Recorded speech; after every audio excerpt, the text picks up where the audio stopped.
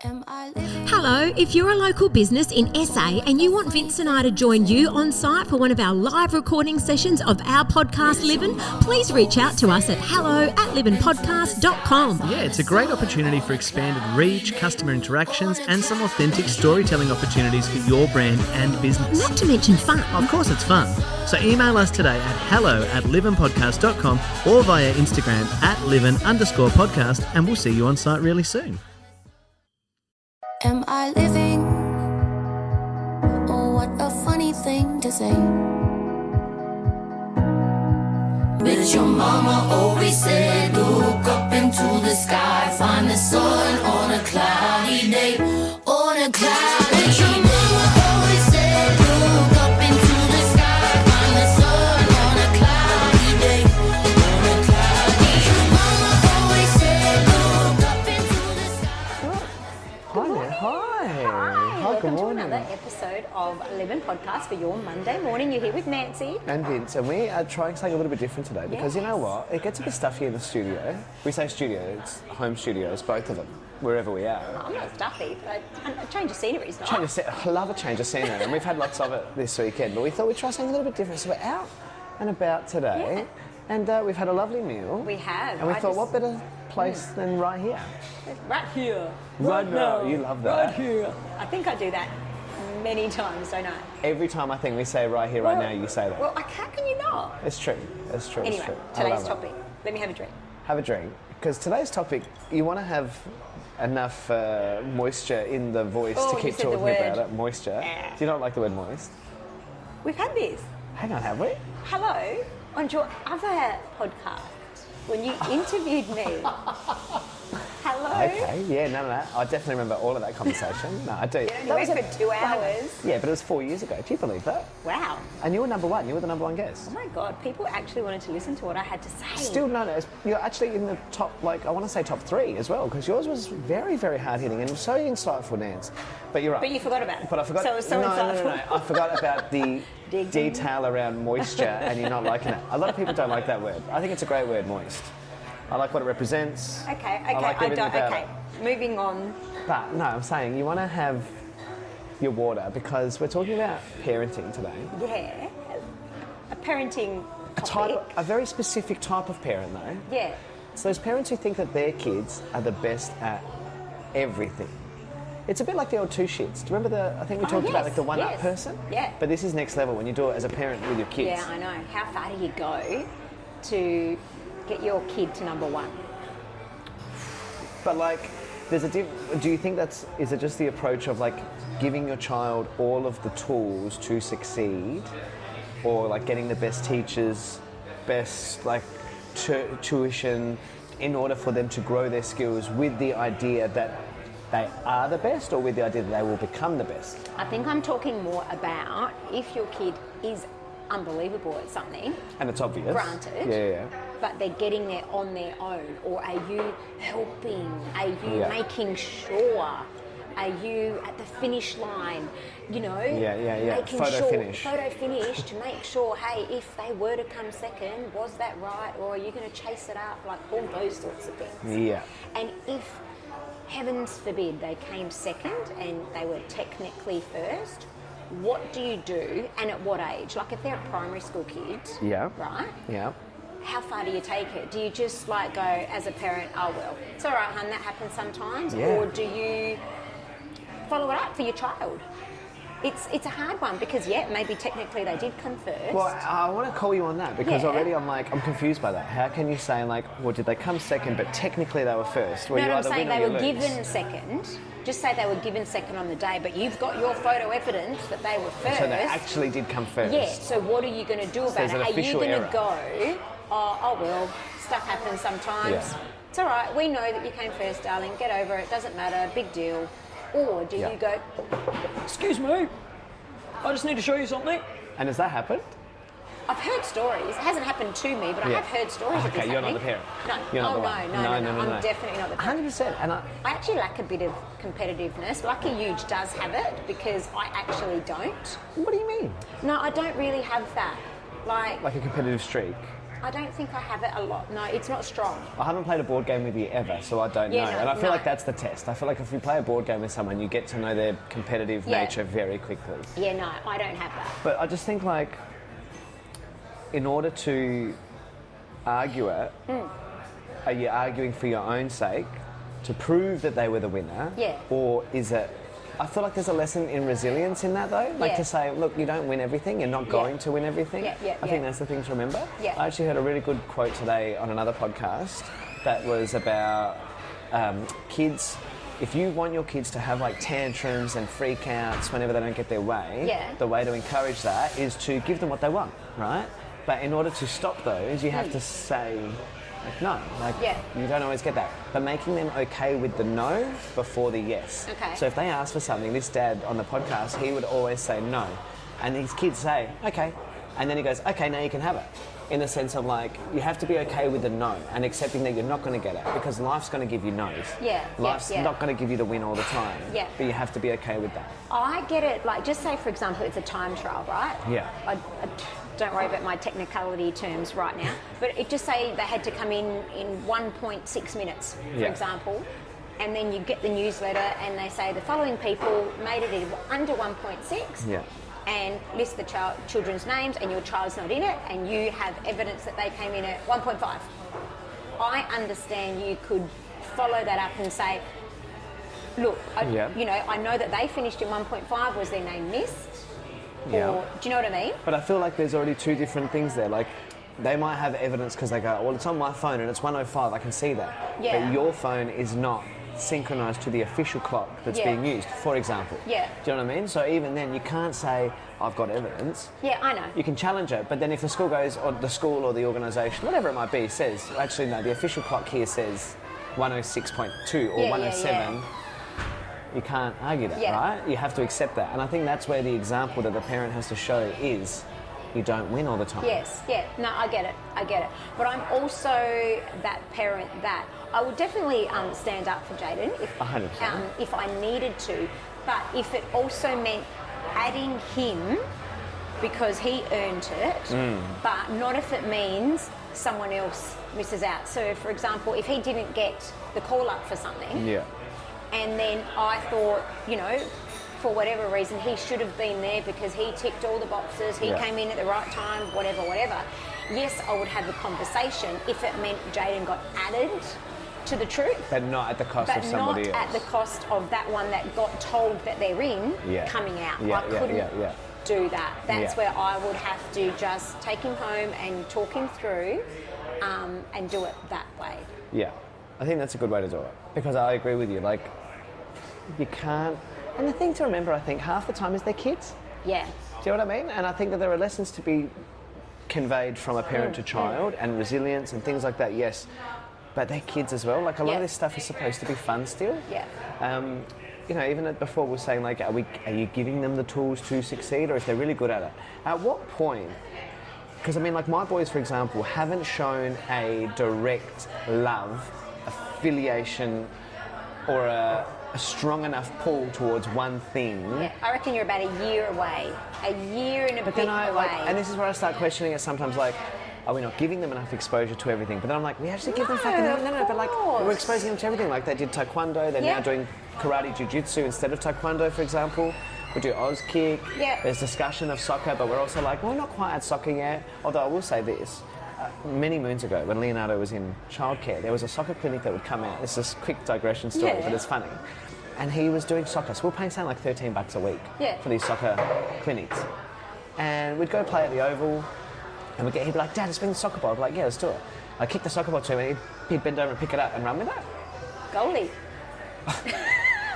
Yeah, okay, you hope so. If I want a goalie, I'll bring him to Eugene. Hello. But I was like, what are you doing? He's like, I'm playing soccer. I was like, that's not how you play soccer. Who taught you that? He's like, Coach X. Coach X taught me this. So I don't know what we're paying for. It's not soccer. Wow. But it just did my head in that I was like, we're paying for these things. And then even with like taekwondo, we started them in like it's not quite like a proper grading, but they start off because they're not at 6 years old and Yeah. above, right? Yeah. But it's to encourage their self-confidence, the technique, and the discipline, really. Yeah. 4 or 5 weeks in, we get a letter. your boys are ready for a grading for the next colour. It's going to cost X amount of dollars. Yes. Anyway, so we do I've been there with that. Yeah. I said to Joya straight away, I was like, what are we grading them on? Like, they haven't stood still for one class. They haven't actually learned any fucking technique. What grading are they getting? If they were 6 and above and doing the proper classes and going from white belt to yellow belt to whatever, I get it. But then it was like every 4 or 5 weeks, you'd be like, all right, you ready for another grading? And it was just money. Yes, yeah. But I said to Joy, I said, like, at least with soccer, or if you're paying money for a club and they're getting coaching and they're playing games and you can see their skills improving, the technique is improving, the discipline, versus just paying for a grading. Yeah. Like, what are we doing here? And that's why when I think about, like, what have the boys been exposed to? I think they've got great exposure. They haven't shown that love. Whereas I think back to, like, when we were kids, I was that 3-year-old having singing lessons, doing dance lessons, because I loved it. Yeah. But then also, as I got older, there was that period where it's like, I felt like I didn't choose it. I obviously had enough of a natural love and was drawn to it, and the skill set and the talent is there, that mum and dad then saw that, nurtured it, gave me every opportunity tuition-wise, not job or professional-wise, because I think we've seen that as well in our industry, where you do see some performers that have been given. Yeah. Now, it's like Kanye West's daughter playing fucking Simba in the Lion King live show they did, where she's awful, and everyone's like, this is nepotism at its best. Yeah. Because of who her parents are, she's playing the role, and some other kid who could sing it in tune and time missed out. Yeah. And look, we've seen that. Yeah. Whereas, you know, like I said, it was when I got older that I was a bit like, oh, is this what I want to do? Yeah. And thank goodness that I stuck to it and had those voices and that discipline from the young age, that it's afforded me this life. Yeah. It's afforded us this career. Yeah. But I think you've got plenty of time, because I've mentioned it before. I did some ballet when I was really little in Murray Bridge, but only for a very short time. Yeah. Wow. I did shower, promise. That'll keep us entertained this episode. Let's see who it sticks around. We've got a guest star today, guys. Louis here, Louis the Fly. Oh my God. But I only did that for a very short stint as a 5-year-old, I reckon, in Murray Bridge. And then there was nothing. Did some netball at school. But then until we moved to Adelaide, I didn't start singing dancing until I was 12, turning 13. So it was actually a late one. And then lucky enough, I just kind of, I don't know. But you love it as well, like. Oh, I loved it. You know what I mean? Like, and Jaden, I'll use Jaden as the example with soccer, or even my nephews with soccer. Like, they just woke up one day and were obsessed. Yeah. Yeah. And I guess maybe am I waiting for that for the boys? Whereas, like, you have time. Definitely have time, and I don't want them to rush. That's the other thing as well. Like, when some of our friends and family that we speak with, they're like, oh, you should sign them up for this, sign them up for that, and we're like, can't they just also enjoy having freedom? Yeah, I sometimes say to Eugene, I don't want to do too much soccer to the point that he doesn't love it anymore, because he loves it and we're not there. He's not even hinting that he wants to stop anything. I'm at the point that it's like we've kind of channeled it. He was doing a bit of everything. Yeah. He did the karate. He still does the swimming and all of that, but we've kind of channeled him into soccer because he's showing that's where his passion is. But you can see it in him. Yeah. Like, it's like my nephews. I can see them light up. As soon as we're like, soccer trials are coming up, they're like, oh, let's go. Yeah. Or they're at the back all day, every day, practicing their shot. Yeah. My boys are like, again, they're little. They're 6 and 4. Yeah. So it's like, you know, a lot of drawing. And like, oh my gosh, Leonardo's a great drawer. Like that, he's very naturally good at drawing. Yeah. So that's one thing that I'm like, okay, there's a natural, you start seeing the natural talent versus a learned talent, I suppose. Yep. Lots of like running. They're very sporty. Like my boys are both very sporty, which is, I find that a bit difficult because I'm not. Yeah. I want to be, and I'm sure that I will become that dad. And that's what I heard from like a mum the other day. She's like, I'm a boy mum. I never thought I was going to be a boy mum. I hated sports. Now I can tell you every player in the A-League. I can tell you all of this, and that. And I was like, I get it. Like, you learn those things for your kids, right? Yeah. But like at the moment when it's a little bit of sporting showing, we're like, oh, let's sign them up. But I'm not really sure where to go with it. Yeah. Whereas if it was a dance class, I'd be like, yes, I know. Let's go. Yeah, Jaden did hip hop for a while, and I was like, yes. And he actually really did love it until there was those times that I could watch the class on the video during like, COVID, and I was like, okay, so are we here for the hip hop or are we here for the chit chat? But that's also the other thing that, again, like we come from a different generation where it was. You get in there, you do it. You're in there, your hair's done, your outfit, your rehearsal or your class uniform you're wearing, tights if it's ballet, hair if it's ballet. It's like saying, you don't come to soccer training without your soccer boots. Yes, correct. Or like kids used to come to my drama class, my acting class, and they'd not bring their scripts. They go, oh, sorry, I left my script home. You'd be like, did you go to soccer training without boots? Yeah, that's You've right. got to remember these things. And the discipline was like, don't talk in class. Yeah. Whereas now, like even, and look, I don't want to speak out of turn, but there's definitely a difference in the children today as far as attention span. Yes. Yeah, and not just one or two. Yeah. Like I feel like when we were growing up, it was like maybe one or two kids in the class. And look, you know what it is? It's probably just more open discussion around various scales of whether that be not learning disability, but things like ASD or ADHD. Like we're much more across that now. I think we understand it more as a scale. Whereas probably when we were growing up, it was like, that kid's a bit thick, bit slow. Yeah, little shit. He's hard work, he's misbehaving, he's naughty. Whereas now I think we understand it. But the point I'm trying to make is I think a lot more kids today are struggling with attention to hold it for a longer period of time than 30 seconds, which is also because of things like social media. Yeah. Look at the way that even us as adults now, we consume content in a reel, and it was like 1 minute reel, 3 minute reel. Now it's like 30 seconds. Yeah. And even music's the same. All songs on the radio have shortened down to like 1-2 minutes again. Yeah. But you hear a 3 minute song, you're like, wow, that's a long song. Yeah. But how far do you go for your kids? Do you allow them to take that second ribbon, not get a ribbon and be okay with it? Or do you go next level because your kid must come home with a blue ribbon? And how far do you go if that's you, in the sense of like, if you were the winner? And I think that's another thing, like there's not an inherent expectation that the kids would follow in your footsteps. And I really don't want that myself, for example. If they naturally were drawn to this area, go for it, I'll support it. I'll support anything you want to do. But it's like, oh, well, if the parent was such a good, and they got that, did they then fight to make sure that their kid is the top of the class because I was the top of the class, and you've got to uphold my name versus just being yourself. Yeah. I think that's something that happens from parents and siblings, and I'll say that because my brother said it to me a lot, where like, especially in high school, I finished and he started, and for probably the first 3 years of his high schooling, he often said that people were just like, oh, you're Vince's brother. Yeah. So he never really felt like he had his own identity. Do you remember when, was it Chris Sebastian? Guy Yes. Sebastian's brother, he went through the whole thing because the expectation. Yeah, no, exactly that. Yeah, so I He did Idol as well, didn't he? Yeah, he did. Yeah, he did. Idol or The X Voice? Factor or something, or one of them. The Voice, But yeah, you're quite right. Yeah.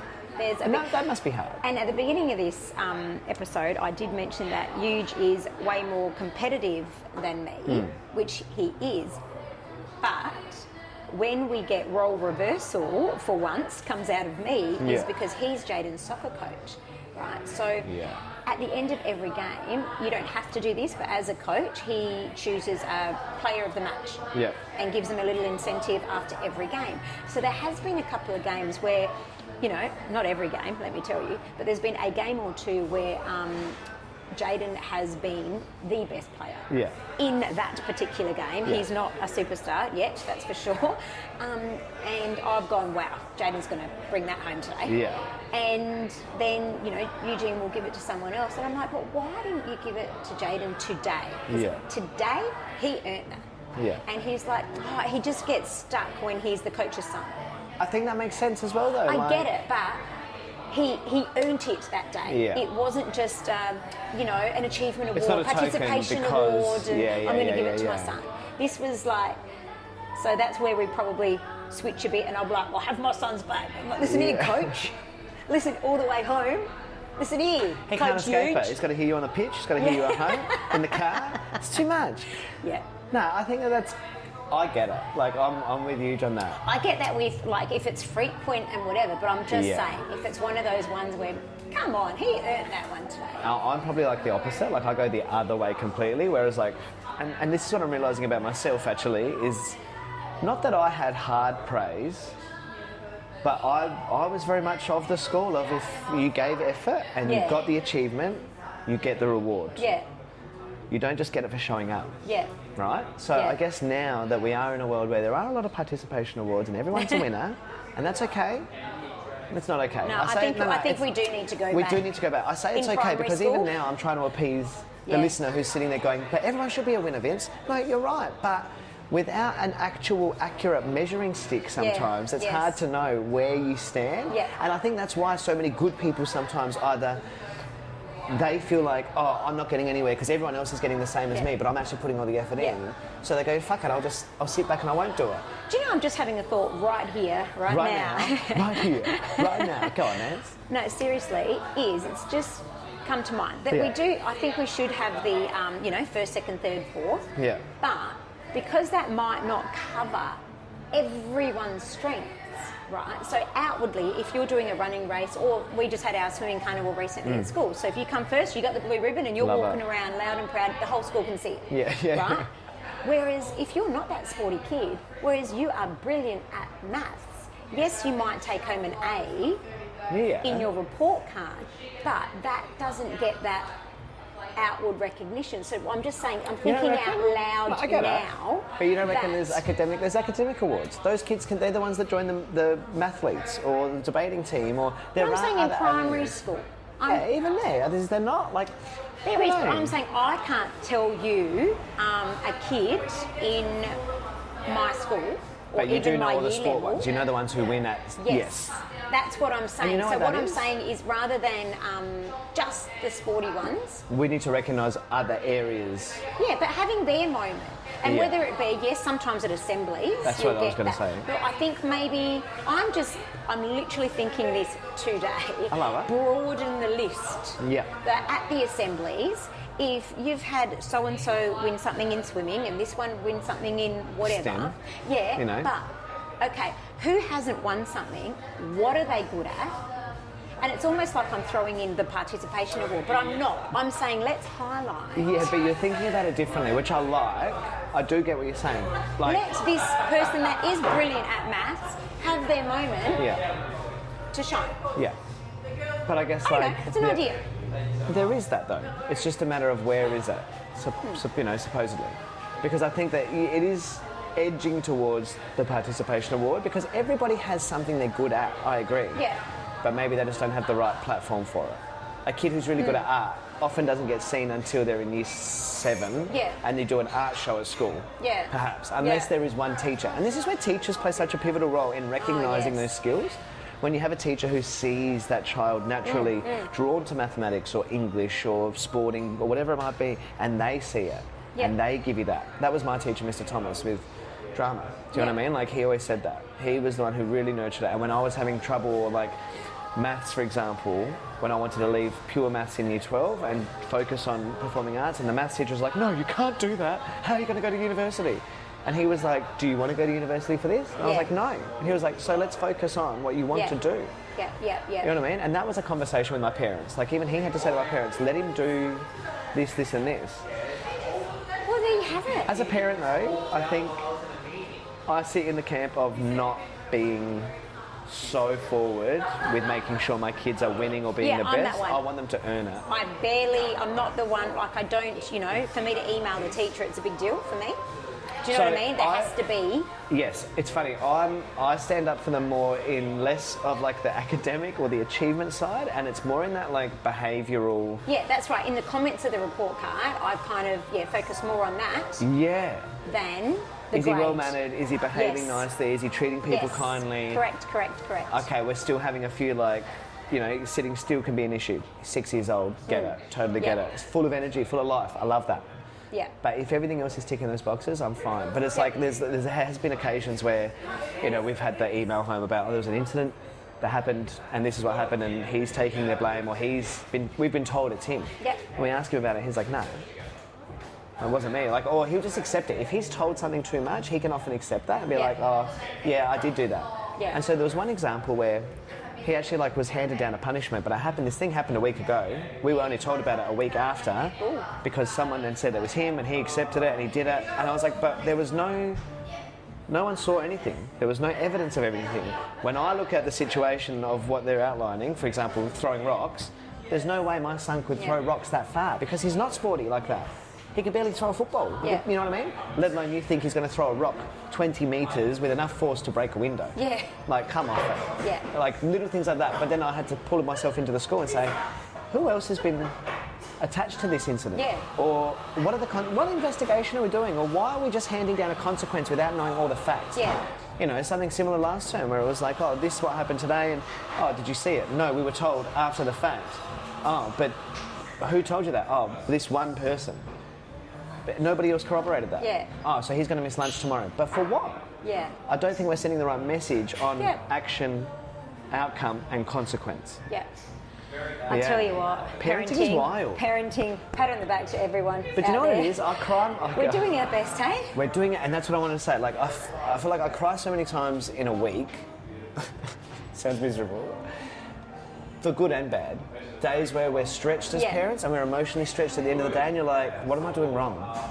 Or why is this so hard? And somebody said to me, they go, you know why it's hard? It's hard for the parents who care as well, because you Yeah. are on top of it, and you are trying, and you are doing your best, and you want the best for your kids, and you're actually involved, not in a smothering way. Yep.